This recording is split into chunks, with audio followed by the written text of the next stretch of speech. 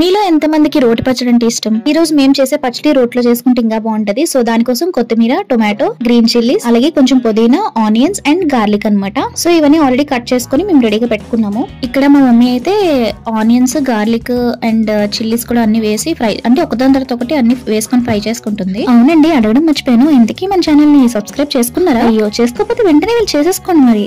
ఎందుకంటే మన ఛానల్ ని సబ్స్క్రైబ్ చేసుకున్నట్టయితే నాకు ఎంతో ఎంకరేజ్మెంట్ వస్తుంది, ఇంకొన్ని వీడియోస్ చేయాలి అండ్ నన్ను సపోర్ట్ చేసే వాళ్ళు ఉన్నారు అన్న హోప్ తో నేను చేయగలుగుతాను. మరి చేస్తారు కదా. సో ఇక్కడ మనం ఫ్రై చేసుకుంటున్నప్పుడు ఉప్పు గానీ కారం గానీ ఏం వేయట్లేదు, ఎందుకంటే కారం కైతే మన గ్రీన్ చిల్లీ స్పైస్ అయితే సరిపోతుంది. సో సాల్ట్ అయితే మమ్మీ మిక్సీ ఆడినప్పుడు వేస్తారనమాట. సో ఇక్కడ మన పచ్చడి అయితే చల్లారిపోయింది అనమాట. చల్లారిపోయిందంటే యాక్చువల్లీ మనం ఫ్రై చేసుకున్న తర్వాత కాసేపు చల్లారి పెట్టుకోవాలి.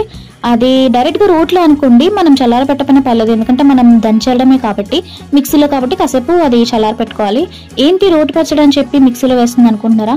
యాక్చువల్లీ మాకు ఆ సౌకర్యం లేక మేము మిక్సీలో వేసుకుంటున్నాము, కానీ ఇది రోట్లో చేస్తేనే చాలా టేస్టీగా ఉంటుంది. సో దానికోసం మమ్మీ ఆల్రెడీ మిక్సీ ఆడేసి తాలింపు అయితే వేసుకున్నారనమాట. సో అంతే, మా మమ్మీ అయితే కాసేపు తాలింపులో కూడా కొంచెం సేపు ఫ్రై చేస్తారు. మీకు కావాలంటే ఫ్రై చేసుకోవచ్చు, లేదంటే అలాగే తినేయొచ్చు. ఇక్కడ మన పచ్చడి అయితే కంప్లీట్ అయిపోయింది. మరి మీరు కూడా ట్రై చేయండి, ట్రై చేసి ఎలా వచ్చిందో చెప్పండి కమెంట్స్ లో.